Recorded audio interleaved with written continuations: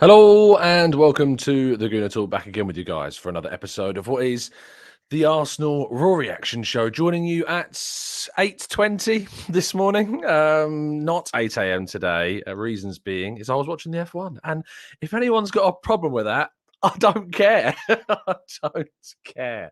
I've been getting a lot of stick in our live chat box this morning for those that are listening or watching on catch up, because I delayed the start of the show by 20 minutes, which is, if anything, rather apt for someone who likes F1 to delay the start of things. But good morning to everybody that's waited ever so patiently.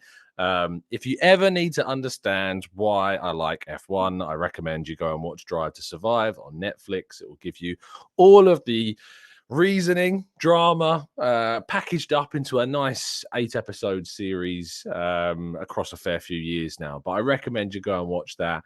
And then you'll understand why I like the Brum Brums so much, as Shane's put in the chat box. Good morning to everybody. Of course, we're here talking about yesterday's Arsenal victory over Leeds United, in which Arsenal came away with a 4-1 win to restore their 8-point lead at the top of the Premier League table. We're going to go into all of that and more, of course. But first, let's welcome and say good morning to those joining us live in the chat box. I'm going to have to go onto YouTube for this, because there's no way that StreamYard's kept up with those who managed to join us first. I mean, maybe even not YouTube, because I've managed to delay this one for so long, but I'll see who I can see in our chat box. First of all, gonna do, thank you so much for becoming a brand new member. StreamYard's actually got rid of your welcome package thing. That's it's been that long, but thank you. Francois, good morning to you, to Scrubber Steve, to Peony Ween. Good morning to Steve Stone, to Temmie, to Matt G, of course, as well. Good morning to Lars. You can see the start of the stuff. I was getting so much stick in the chat box this morning, but sometimes I think after 600 or so of these morning shows, I'm allowed to take a 20-minute delay to finish watching some F1, which won't happen again, because the Australian Grand Prix is where it's held, and it's done at like 6 a.m. in the morning. So I was getting up even earlier than I usually do to be able to watch it. Okay, let's jump into our slides then for yesterday's game. As I say, Arsenal restoring their lead at the top of the Premier League table, 4-1 victory against Leeds United. Very much a dominant display. It wasn't like an enthralling, exciting first half by any means. I think it was one of those that felt a little bit slow and jittery, and very much like a team coming back after an international break is how it felt in those opening moments, to be honest. And it certainly was one where we felt we were going to have to grind out a bit of result at the beginning. But as soon as the floodgates opened with that penalty, and we'll talk about that penalty shortly, Arsenal were able to obviously respond to Manchester City's win against Liverpool, which we might discuss in the question section of part 2. Gabriel Jesus, though, scoring that penalty and then scoring again in the second half, getting 2 goals, his first goal for as many as 6 months. We've not seen Gabriel Jesus netting. Taking that penalty with Bukayo Saka on the bench, wasn't feeling too well. I heard this before a little bit before the lineups were announced, and everyone was questioning, would Jesus be on the right, would Trossard go through the middle? But Trossard was on the right. I don't think it necessarily worked amazingly well with Trossard on the right, but he's obviously moving into a position that he's not played all that much. But Jesus getting his penalty and then actually being assisted by Trossard, who we'll talk a little bit more about shortly, from the right to the centre, with Jesus then stabbing past Ilham Meslier, the Leeds goalkeeper. But very, very much important to see him score. As Walking Man in the chat says, confidence indeed is what we will see with him getting on the score sheet. So Jesus is very much indeed back as we go to Liverpool next week. Benny White. Thank you to everybody that always finds time to tweet me whenever now Benny White gets on the score sheet. Benny White being, of course, his official name, and you can't now say his name without using the full terminology of Benny White. It's not just White, it's not just Benjamin, it's now Benny White, and that's how you will refer to him from now on. What a cross from Martinelli, first of all, to cut back inside, find the back post. But Benny White getting on the end of things, Everson nearly missed it, managed to get his shot on target. Well, I suppose you don't count a shot that hits the woodwork and goes in on target, but hitting the bar and going in was fantastic to see him get on the score sheet again after, obviously, that goal against Bournemouth. This is the first time he's managed to score more than one goal in a senior campaign for the first time ever. And it's great to see that this right back prediction and see that come forward. Machiavelli says, Tom, you missed the Ben White prediction. I certainly didn't. I definitely in the preview show that said that we get a Rob Holding screamer, which didn't happen, unfortunately. But I did still say that Ben White would score. So, yes, I definitely got that aspect right in this. So there you go. Let's move forward again. Granit Xhaka, 3-3 for Granit Xhaka now. Doing fantastically well, continuing to get his scoring. Spoke to him after the game, and he wasn't that enthralled. He wasn't that excited to speak to the media after games. He was quite very focused, very much talking about what's to come from Arsenal this season. You'll be able to see plenty of those quotes come out a little bit later on this tonight. You'll get those. Yeah, very much impressed with what we've seen from Granit Xhaka. Very impressed to see what we have got in that centre midfield position now, and what he's doing going forwards continually is adding threat. And once again, getting in the right place. What a cross from Martin Ødegaard, by the way. Time to perfection, delivered to perfection. And Ødegaard's not got that many assists this season compared to what we've seen in previous years. In fact, Trossard's been able to easily overtake Ødegaard's assist tally of, well, actually has he? He's got 8 assists, I suppose. Maybe that's gone under the radar that he's got more than I thought. Trossard this season has got 8, but I think that includes 1 for Brighton earlier this season. So they're now... I think they're now on 10, something like 10 assists Trossard's on. I think it is. I'm just checking this now. It is 10. So he managed to get how many assists now for Arsenal? He got 1, 2, 3 for Brighton. Now 1, 2, 3, 4, 5, 6, 7 for Arsenal. So 7 for Arsenal. Ødegaard's got 1 more, but Trossard with 10 assists across the whole season, which is brilliant. Speaking of which, 7th assist for Arsenal.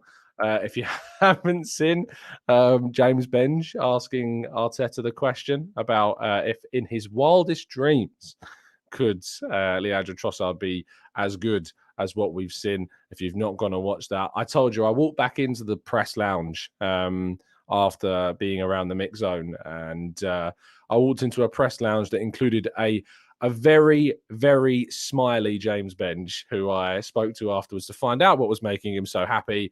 And it was because he's made Mikel Arteta come up with a very good line in the press conference, which we all heard. And it was funny to see the response from Arteta and see him happy. I like it when he's that engaged and joking around with the media. It's a nice change from some of the more serious conversations that we've had with Arteta in his time in those press conferences. So, yeah, very, very happy indeed. Then go on to Rob Holding. I want to give a shout out specifically to Rob Holding again. I thought he looked solid, defended well. The goal from their perspective, certainly, I don't think was his fault. I look very much more at Zinchenko. Should not be turning his back at that shot from Christensen. He needs to stay forwards. That turning of his back actually led to the deflection, which beat Ramsdale, unfortunately. And for anyone blaming Ramsdale for that, I'm sorry, but the deflection happening within, the smallest of seconds before it then cannon into the back of the net made Ramsdale have to try and readjust very quickly and wasn't able to do it in time. But I thought Rob Holding was solid throughout the game. Some really good distribution, actually. Saw some really good long passes from him. And we will continue to bring an extra focus to Rob Holding in these games because he's going to have the spotlight on him. He's going to have to be on it. He's got to be focused and ready because we're going to Anfield next and he's going to start.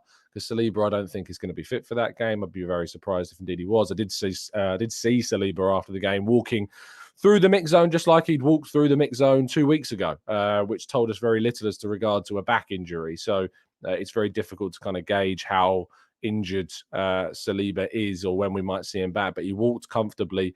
Well, I assume comfortably. I'm not in the guy's shoes, but he looked fairly comfortable walking through the mix zone. But yeah, there's no telling if that will have any impact on when we might see William Saliba return. Yes, and as I mentioned, Mikel Arteta having very wild dreams about how good things are with Arsenal at the moment. It was really good to see some of the changes made. The only criticism I have of Arteta, which I wrote about in my winners and losers piece, is I would have liked to have maybe seen Smith Rowe introduced a little bit earlier. I would have liked to see maybe Fabio Vieira and Tierney introduced a little bit earlier in games. I think the Leeds goal obviously played a big part in the fact those substitutions were delayed. And that's a frustration because I would, giving Smith Rowe more minutes would have been great. But yeah, we'll see if that indeed is what we see for the rest of the season, with late substitutions being made, with only playing one game a week, bar the Man City game in midweek in a couple of weeks' time, or 3 weeks' time. But yes, it's still very good to see the players as fit as they are, and us deal with the absence of Bukayo Saka. Bukayo Saka missing his first game from the start since, it wasn't Brentford at the start, but it was the 21-22 season. Perhaps the 3-2 Manchester United game, I think it was, maybe, that he didn't start in the 21-22 season. But yeah, he hopefully will be back to his best and fit and firing for the Liverpool game. He was feeling slightly under the weather. So let's see what happens. Okay, that brings us to an end of part one, but I need to tell you, of course, continually about our signed Gabriel Martinelli shirt competition, courtesy of Football Prizes. You can also win a signed and framed Ray Parlour photo montage as well by getting involved, as well as plenty of Football Prizes site credit. There is 2 days left of this competition and only 35 tickets left. So make sure certainly make sure that you don't miss out on this UK-only competition. Link, as always, is down in the description. Okay, let's move to part 2 then, and your questions right after this.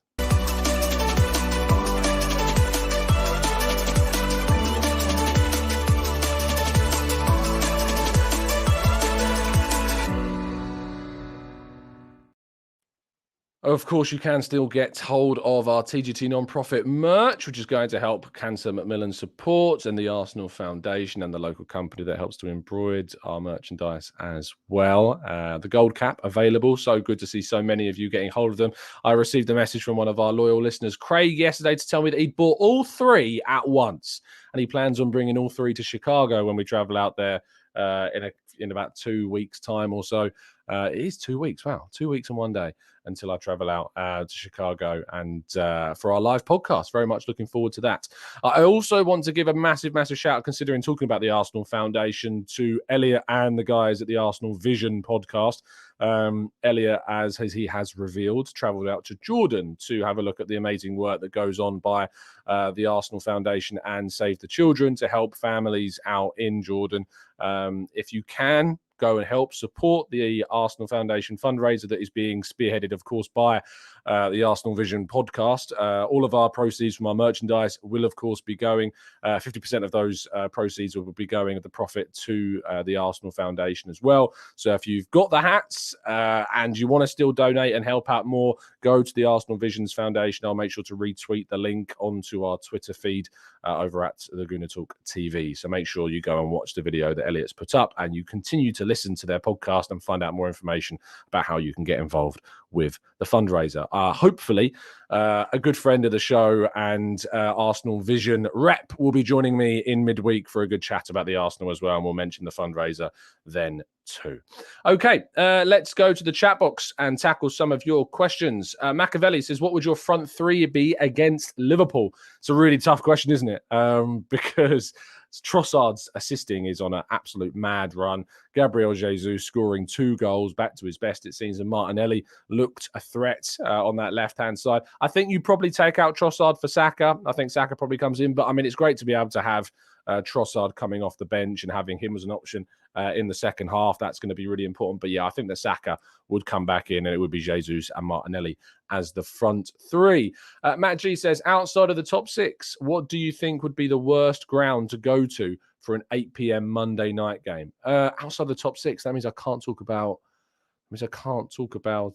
Newcastle, of course, who currently sit, I still think, in the top 6 of the Premier League. Let me check the table. Well, it's nice to check the table. Indeed, they are.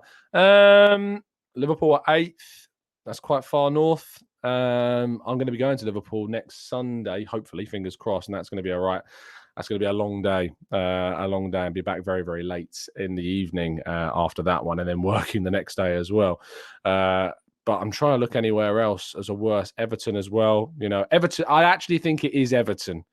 Everton, I think, is the worst one because the stadium for press is so uncomfortable. Like the actual press box, the seating is so it's really crammed. You've got to wait for everyone in your row to get out before you can actually get out. You can't, like you do in a normal foot stable where people stand up and you can walk past them. You can't do that. If you want to get out and you're the furthest one along, everyone in the row has to leave the row before you can actually leave the press box. So, yeah, probably Everton, Matt. Probably Everton, mate. And then having to drive back from there after that game because the Liverpool, both Goodison Park and Anfield are a bit of a trek across the city from Liverpool Station. So yeah, certainly either Liverpool or Everton, but I think Everton. So there you go. Let's go to Ikhwan. Says, hey Tom, how are you able to pronounce my name correctly? Pure luck. I don't even know if I've done it correctly this time, but I may have got it wrong, which would be really ironic, to be fair. But I hope I've given it the best shot I can. Let's go to boom, boom, boom, boom. Zander says, attack is the best form of defense. Just need to go like a jackhammer with that porous Liverpool defense, and it will be interesting to see who Arteta benches of our forwards. David says, Gary Neville, what's he saying these days? Yeah, Man United apparently we're going to finish second and Arsenal finishing third. How fun things are. David Ellum says, Bromley FC won yesterday. Good to see. Of course, Tom Smith formerly was on loan at Bromley's now, I think, on to Chelmsford for the rest of this season, but always good to see Bromley picking up some points. CMX says, will you be stopping by the Bean in Chicago? I don't even know what the Bean is. Bean, Chicago. Please don't be something dodgy. Cloudgate is a bean-shaped sculpture, apparently, in Millennium Park. It looks very strange. I guess it's something that I'm going to have to visit and have a look at. So, yes, I'm sure I'll have time to see some of the sites, and I'll be having a look at the Bean in Chicago. AFC Till I Die says, with Zinchenko not having a great game, could it be possible to see Tierney at Anfield? In short, no. I don't think so. I think Zinchenko will absolutely be starting on Sunday. Rancy says, can we be hopeful that Holding is maintaining / improving his form because of more regular game time? I had the feeling Holding was more comfortable in yesterday's game than he was against Palace. I absolutely agree. I thought he was more composed. I thought he thought about things a lot more with his passing. He was a lot more, I think, resolute in the way he defended as well. My phone is buzzing like crazy. Move that over there. So, yeah, I think Holding is certainly going to be benefiting from playing more regularly in the team. Gunner Dude says, and one of our brand new members, welcome to the family. Good win yesterday, but do you get frustrated with Arteta sometimes with not making the subs sooner? The game was under control, so why not get Smith Rowe on sooner? Yeah, that is kind of the one criticism I've really got of Arteta this season. Again, is the kind of the in-game changes sometimes that he makes. I'd like to have seen those substitutions made a bit sooner. Of course, we've been burned a little bit in the past by making subs early, and then things change very quickly in games, like with injuries or cards. But I think that the Leeds goal, unfortunately, did change things. Had we have been still 3-0 up going in before the 80th minute, maybe things would have been slightly different. That said, Christensen did score in the 76th minute, to be fair. And there wasn't a sign of a change being made before that. I feel like we could have made a change maybe on the 70th and given Smith Rowe like 20 minutes. But yeah, that's annoying. That's annoying. Let's go to scrolling down a little bit more. I always find it funny scrolling down the chat box after I've been answering questions that were from like 5 minutes ago, people reacting to things. I get that people were saying outside the big six regarding that stadium, but he said the top six. And the top six right now includes Newcastle. If you're talking about the traditional big six, it without a doubt would be Newcastle. Going all the way up there for an 8 p.m. kickoff on a Monday night would not be the way to go.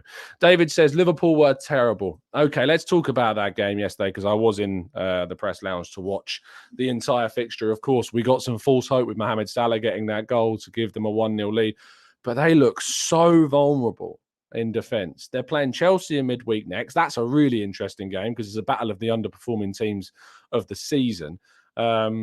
Arsenal should be emboldened by the fact that not only are they going to a Liverpool team that would have played twice in the space of a week before this fixture, but of course, with the way in which Man City played, Arsenal should be looking to try and get the better of a Liverpool side that have really underperformed during this portion of the season. We already know that we can beat them. We got a really good win against them earlier in the campaign when they were arguably looking a bit better. Luis Diaz could be back for that game, and it is the way it goes where a player returns from injury and then all of a sudden is thrust back into the lineup when Arsenal come to town.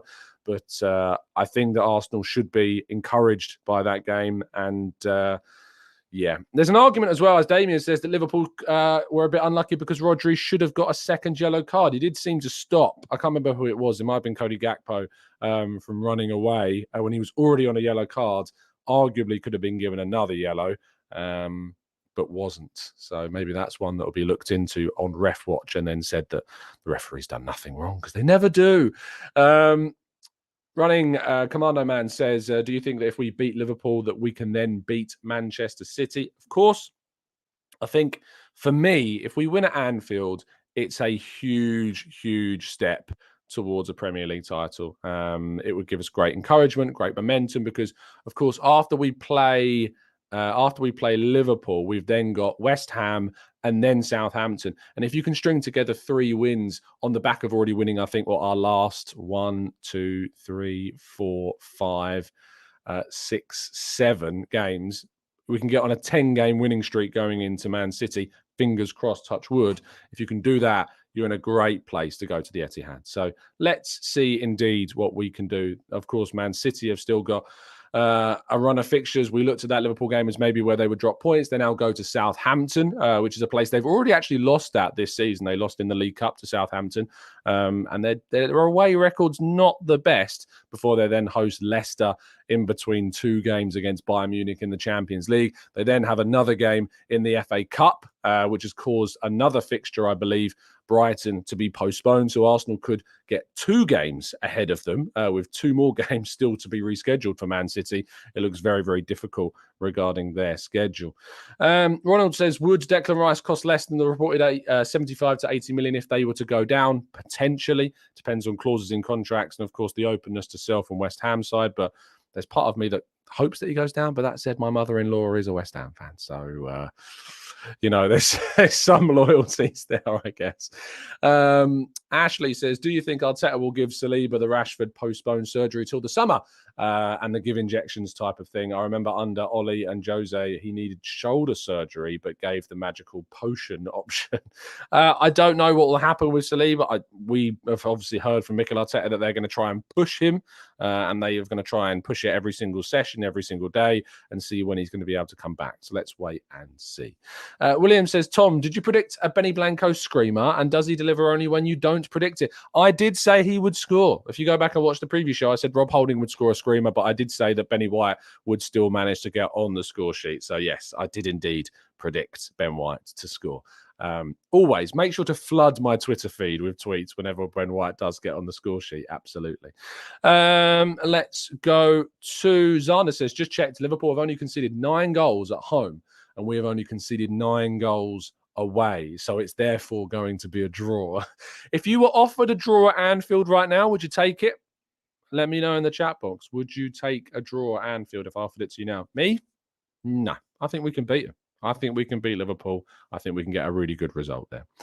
Amira says, since you're clearly now our good luck charm, you'll be going to all the remaining 9 games, right? Please do it for the Gooners, other than when you'll be in Chicago. Of course, I'm missing the Southampton game because I'll be in Chicago. I would have been there. But I'll still be watching it, and I'll be filled, and I'll be, well, the area will be filled with other Arsenal fans, all pulling together to bring their positivity, and the good omens will be there indeed. So, yeah, hopefully I'll be at all the remaining games, fingers crossed, depending on if I can get access to them. But, yeah, let's keep our fingers crossed that indeed can happen. Runs with Cal says, oh, that's a nasty question regarding the would you take a draw if I offered it. Temi said that they'd take it. Xhaka, my captain, says no way. Sandman says no, I wouldn't take it. John says nope. Rancy says now we can beat them. Vivian says I want to win. Matt G, though, would take the draw. Clock Orange says no draw at Anfield. We need to win. Alex says, yes, I would take a draw if it was offered to me. And William Salibak says, Tom, Chelsea are finally top of the table. In the second half of it, top of the second half of the table. What a hilarious season. There is, I mean, if you want some entertainment, always jump onto Chelsea Twitter. It's a fantastic place to go and enjoy yourself now and again. But the irony of it all, like the amount of stick that they gave to Mikel Arteta, and a lot to Arsenal fans, all saying, "Oh, we hope Mikel Arteta stays at the club," and now they're absolutely battering Graham Potter after they said that they wanted to see a longer-term project. I have a lot of sympathy for Graham Potter. I also have a lack of sympathy for those people that I remember used to batter me on the channel about saying, no, I would not get rid of Mikel Arteta for Graham Potter. Because a lot of people said at one time that was what they wanted to see, was Graham Potter replace Mikel Arteta. But I have sympathy for the guy because, again, ridiculous amount of signings that have then got to be gelled in the middle of a season with a brand new manager that came in after the end of the summer transfer window. It just feels to me a little bit, it's a little bit strange to be then calling for the guy's head. I think the fact that Julian Nagelsmann is, of course, available may force him out the door. They may end up getting someone like him to be their new coach. Let's see. But as long as Chelsea are failing, I am laughing. Mudryk as well with that miss. Wow. Really, really poor attempt. I can't help but also have a bit of sympathy for him in the sense that if Mudryk had moved to Arsenal, we'll never know really the full details of whether or not, things have gone on to force him in the way of Chelsea, even though he probably, and I'm pretty sure, wanted to move to Arsenal. But we'll never know the reality behind it, most likely. But in regards to what maybe could have happened if he'd moved to Arsenal, maybe we would be seeing a very different Mykhailo Mudryk. But instead, we're seeing him struggle. And it's a lot of money. It's a lot of money that they have invested into that player and to other players that are not giving them what they need in those games. Let's go to Chris says, if Chelsea wanted the magic to happen, they should have got Harry Potter instead. Zana says, I don't think Chelsea can afford to sack Potter, even with all of their monopoly money. I wonder how much it would actually cost them to get rid of. I don't think it really matters to them how much it would eventually cost them to get rid of him. They probably would be able to do it anyway. But they may wait until the end of the season because I just can't see them getting into European spots. I mean, at the moment, 7th place is Brentford, who have done really, really well. Great game, by the way, yesterday between Brighton and Brentford. A really good kind of European qualification battlers that were there. But Brentford sitting on 43 points, 1 point ahead of Liverpool, who do have a game in hand, of course. Fulham have really slipped back down the table after a number of really, really poor defeats. 3 in a row plus a draw means that they're now down in 10th place on 39 points. Aston Villa climbing above Fulham and nearly closing in on Liverpool. 1 point behind them, of course, overtook Chelsea on 38 points in 11th place. There's then a bit of a gap, 8 points down to 12th place, Crystal Palace. But if we go up the table, Brentford, as I said, on 43 in 7th place, Brighton on 43 in 6th place, but they have 2 games in hand on 4th place Tottenham. And if they were to win those 2 games in hand, they would then go above Spurs in 4th place. Newcastle as well, 2 games down on Tottenham, but they are only 2 points behind 4th place. Manchester United also 2 points, 2 games down, on the likes of Man City. 3 games down on us. We've actually played 29 games, which is the joint highest number of games played. Only one other team, 2 other teams have played. Yes, 2 other teams have played 29 games. That's Crystal Palace and Wolves. Of course, there will be some games taking place today in the Premier League. Just having a quick check on what those fixtures are, just so we can tell you. Premier League fixtures, what are they? Come on. West Ham play Southampton and Newcastle hosting Manchester United. We probably want Newcastle to win that, don't we? I know it's a horrible thing and it's a horrible choice, but if we could choose between the two, I think we'd all agree that we would rather see Newcastle close the gap on Spurs, keeping them out of the top 4. Always the way to go. And let's go to Nyamdi. Says, fair points regarding Potter, but what player profile is missing in his squad that would explain such underperformance? I think, again, it's familiarity with the team. I think they lack a striker. Havertz, I just don't particularly rate at Chelsea. I think he's a good player, but not in that system. They need a striker. And that will probably be their big push for the summer. Interesting to see what happens with Romelu Lukaku coming back to the club as well after his loan spell at Inter and what then happens with him. But they do indeed, I think, lack a striker target. Ikwan says, Tom, which game will be play first before City? I like it when we win first and put the pressure on them. We did that before that and they drew. The next time we play first before City is a great question. We don't play next. We play, obviously, the Sunday. West Ham, we play on the Sunday as well. I think it's the weekend of the 21st of April when we play Southampton on that Friday. So that will be the next time, I think, when we play first, because, yeah, indeed. Oh, that not even then, because that's the FA Cup weekend. Man City play against Sheffield United. So it's not then either. I don't think we played before Man City for a very long time, maybe even not at all. We'll have to wait, but that's a great question, because they play the FA Cup weekend when we play on the Friday against Southampton. So very tricky to see whenever they're going to fit in those fixtures. Marcus says, what were your player ratings yesterday? Good question. Ramsdale, probably a 6, 7. I mean, there is a slight argument he could do better. I think it's harsh on the goal, but he didn't have to do too much, to be honest, during the game. So 6, 7. Benny White, 8. Had a really good game and obviously scored. Rob Holding, 7. Gabriel, I thought, so good on the ball. Gabriel, the way which he moves the ball forwards, probably give him an 8 as well. Zinchenko, probably one of his less influential performances, probably go for a 6 for Zinchenko. Partey, an 8. I thought, again, continuously bossing the midfield once again. An 8 for Partey. Xhaka, again, probably an 8. Ødegaard, 7/8, 7.5 maybe. Trossard a 7. Jesus, you'd have to give a 9 to, getting 2 goals, of course, doing fantastically well. And Martinelli probably give an 8 to as well. Saka coming off the bench, didn't do all that much in the game, to be fair. And the others, I think, are a little bit too low in terms of minutes to be able to give us what we need. Ramsdale kept us in the game at 0-0. He did, obviously, made a good save at the start. Made a couple of decent saves. Maybe 7 is harsh. Some people are saying 8 in the chat box, but I think 7's probably about right. Mark says, what are your thoughts on Ødegaard's assist? It was great. It was godlike assist. It was brilliant. We're going to wrap things up there. We've gone over our half an hour that I usually do for these shows, and it's good to see so many of you, of course, joining us. Apologies for the slight lateness of the show. Do drop a like on the video and subscribe to the channel if you are indeed new around here with those notifications on, so you never miss a show. Please drop a like. It really does mean a lot, the support that you show to the channel. I'll be back tomorrow morning at 8 a.m. bringing you all the latest Arsenal news, of course, rounding up any of the Premier League action from today, and we'll have the Arsenal Lounge show tomorrow evening at 8 p.m. as well. Thank you for listening. Really appreciate your time. I'll see you again very, very soon. And as always, up the Arsenal.